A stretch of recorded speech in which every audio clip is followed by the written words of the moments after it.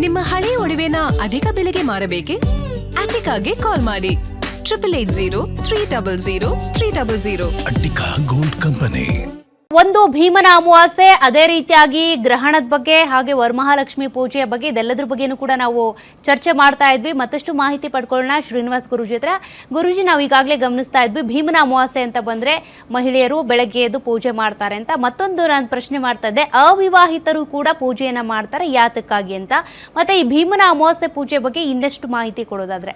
ಖಂಡಿತವಾಗಿ ಇದು ಒಂದು ಒಳ್ಳೆಯ ಪ್ರಶ್ನೆ. ಇದು ನೋಡಿ, ಸುಮಾರು ಜಾತಕಗಳಲ್ಲಿ ಈ ಕುಜದೋಷಗಳಾಗಲಿ ಅಥವಾ ಲಗ್ನ ದೋಷಗಳಾಗಲಿ ಅಥವಾ ಸರ್ಪದೋಷಗಳಾಗಲಿ ಇವೆಲ್ಲವೂ ಸಹ ಸುಮಾರು ಜಾತಕಗಳಲ್ಲಿ ಇರುತ್ತೆ. ಆವಾಗ ನೀವು ಹೋಗಿ ಹುಡುಗ ಇರಲಿ ಅಥವಾ ಹುಡುಗಿ ಇರಲಿ, ಈ ಜಾತಕಗಳು ಸುಮಾರು 3-4 ವರ್ಷಗಳಿಂದನೂ ಸಹ ನಾವು ನೋಡ್ತಿದ್ದೀವಿ ಗುರುಗಳೇ, ಮದುವೆನೇ ಸೆಟ್ ಆಗ್ತಿಲ್ಲ ಅಂತ ಬರುವಂಥ ಜಾತಕಗಳು ತುಂಬ ಬರುತ್ತೆ. ಇಂತಹ ಹೆಂಗಳೆಯರಿಗೆ ಇದು ಇದು ಗಂಡವ್ರು ಹುಡುಗರು ಮಾಡೋಕ್ಕಾಗಲ್ಲ. ಇದು ಹೆಂಗಳೆಯರು, ಪ್ರತಿಯೊಬ್ಬ ಹೆಂಗಳೆಯರೂ ಸಹ ನಿಮ್ಮ ಮನೆ ಹತ್ರ ಸಿಗುವಂಥ ವೆಂಕಟೇಶ್ವರನ ದೇವಸ್ಥಾನ ಇರ್ಬೋದು, ವಿಷ್ಣು ಇರ್ಬೋದು ಅಥವಾ ಶಿವ ಇರ್ಬೋದು, ನೀವು ಅಲ್ಲೋಗಿ ಈ ಭೀಮನ ಅಮಾವಾಸ್ಯೆ ದಿನ ನೀವು ಆ ಭಗವಂತನನ್ನು ಒಂದು ಅರ್ಚನೆಯನ್ನು ಮಾಡಿಸಿ ನೀವು ನಿಮ್ಮ ಇಷ್ಟಾರ್ಥಗಳು ಸಿದ್ಧಿಯಾಗಲಿ ಅಂತ ಪೂಜೆ ಮಾಡ್ಕೊಳ್ಳೋದ್ರಿಂದ ಏನು ಹೇಳುತ್ತೆ ಅಂತ ಅಂದರೆ, ಮದುವೆ ಆಗದಿರುವಂಥ ಕಣ್ಣಿಗೆ ಭೀಮನಂತಹ ಗಂಡ ಸಿಗ್ತಾನೆ ಅಂತವಂಥದ್ದು. ಅದಕ್ಕೆ ಭೀಮನ ಅಮಾವಾಸ್ಯೆ ಅಂತ ಬಂದುವಂಥದ್ದು. ಅಂದರೆ ದೇಹ ಹೇಗಿರುತ್ತೆ ಅಂದರೆ, ಈ ಪೂಜೆಯಿಂದ ಭೀಮನಂಥ ಗಟ್ಟಿಯಾದಂತಹ ದೇಹವನ್ನು ಪಡ್ಕೊಳ್ತಾರೆ. ಮದುವೆ ಆದಂಥ ಕನ್ಯೆ ಮಾಡೋದ್ರಿಂದ, ಮದುವೆ ಆಗದಲ್ಲೇ ಇರುವಂತಹ ಕನ್ಯೆ ಮಾಡೋದ್ರಿಂದ ಏನಾಗುತ್ತೆ ಅಂದರೆ ಭೀಮನಂಥ ಗಂಡ ಸಿಗ್ತಾನೆ. ಅಂದರೆ ದುಡಕಾಯವಾದಂತಹ ದಷ್ಟಪುಷ್ಟವಾದಂತಹ ಆರೋಗ್ಯಕರವಾದಂತಹ ಗಂಡ ಸಿಗಲಿನಕ್ಕೋಸ್ಕರವಾಗಿ ಹೆಂಗಳೆಯರು, ಮದುವೆ ಆಗದಿರುವಂಥ ಕನ್ಯೆಯರು ಈ ದಿನ ವಿಶೇಷವಾಗಿ ಭೀಮನಂಥ ಗಂಡ ಸಿಗಲಿ, ಈ ದೋಷಗಳೆಲ್ಲ ಪರಿಹಾರ ಆಗಲಿ ಅಂತ ಶಿವನ ಹತ್ರ ಪ್ರಾರ್ಥನೆ ಮಾಡ್ಕೊಳ್ಳೋದು, ವಿಷ್ಣು ಹತ್ರ ಪ್ರಾರ್ಥನೆ ಮಾಡ್ಕೊಳ್ಳೋದು. ಇದೆಲ್ಲ ಮಾಡಿದ್ಮೇಲೆ ಕರೆಕ್ಟಾಗಿ 3-4 ದಿನಕ್ಕೆ ನಾಗಪಂಚಮಿ, ಅಲ್ಲಿ ನಾಗರದೋಷ ಹೋಗುತ್ತೆ. ಈಗ ಮಾಡೋದ್ರಿಂದ ನಿಮಗೆ ಲಗ್ನ ದೋಷಗಳು ಹೋಗುತ್ತೆ. ಇದ್ರ ದಿವಸ ಮಾಡೋದ್ರಿಂದ ಸರ್ಪದೋಷ ಹೋಗುತ್ತೆ.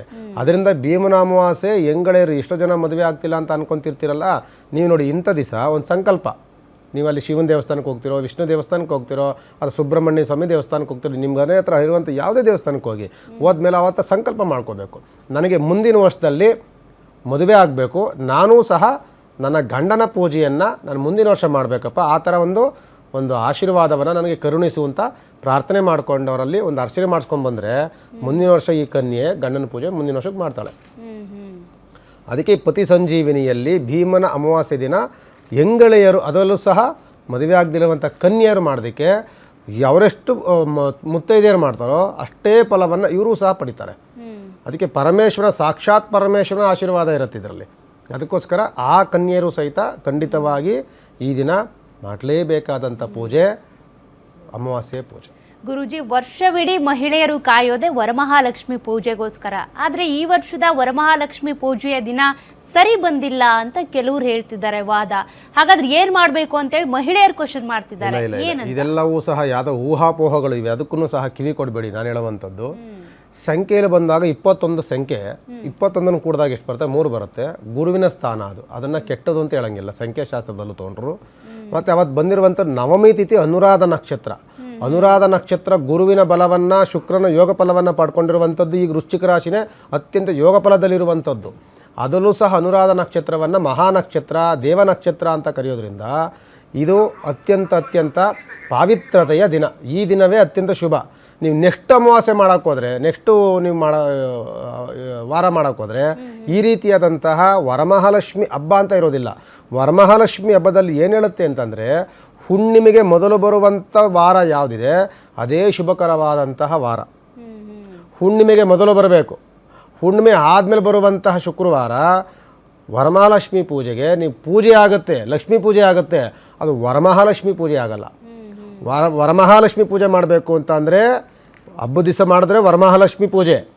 ಆ ವರಮಹಾಲಕ್ಷ್ಮಿ ಹಬ್ಬವನ್ನು ಬಿಟ್ಟು ಬೇರೆ ದಿವಸ ಮಾಡಿದ್ರೆ ಅದು ಬರೀ ಲಕ್ಷ್ಮೀ ಪೂಜೆ. ನಿಮಗೆ ಲಕ್ಷ್ಮೀ ಪೂಜೆ ಬೇಕು ಅಂದರೆ ಅವತ್ತು ಮಾಡ್ಕೊಳ್ಳಿ. ವರಮಹಾಲಕ್ಷ್ಮಿ ಬೇಕು ಅಂತಂದರೆ ವರಮಹಾಲಕ್ಷ್ಮಿ ಹಬ್ಬದ ದಿವಸ ಮಾಡಬೇಕು. ಅದು ಯಾವತ್ತು ಬರುತ್ತೆ ಅಂತಂದರೆ ಹುಣ್ಣಿಮೆಗೆ ಮೊದಲು ಬರುವಂಥ ಯಾವುದೇ ಶುಕ್ರವಾರ ಬರಲಿ, ಹುಣ್ಣಿಮೆಗೆ ಮೊದಲು ಬರುವಂಥ ಶುಕ್ರವಾರವೇ ಶುಭವಾದಂಥ ವರಮಹಾಲಕ್ಷ್ಮಿಯ ವ್ರತದ ಆಚರಣೆಯ ಪಾವಿತ್ರತೆಯ ದಿನ. ಅದನ್ನು ಈ ಸರಿಯಾಗಿಲ್ಲ ಅದು ಸರಿಯಾಗಿಲ್ಲ ಬೇರೆ ಬೇರೆ ಯಾವುದ್ಯಾವುದೋ ಹೇಳ್ದಂಗೆಲ್ಲ ಇದು ಬರೋದಿಲ್ಲ. ಇದಕ್ಕೆ ವರಮಹಾಲಕ್ಷ್ಮಿ ಯಾವಾಗಲೂ ಸಹ ಶುಭವಾಗಿರುವಂಥ ಸಮಯವೇ, ಶುಭವಾಗಿರುವಂಥ ದಿನವೇ, ಲಕ್ಷ್ಮೀ ಪೂಜೆ ಮಾಡುವಂಥದ್ದು ಎಲ್ಲ ದಿನವೂ ಎಲ್ಲ ಗಳಿಗೆಯೂ ಶುಭವಾಗಿರುವಂಥ ಸಮಯ, ಗಳಿಗೆ, ಲಗ್ನ ಎಲ್ಲವೂ ಚೆನ್ನಾಗಿರುತ್ತೆ.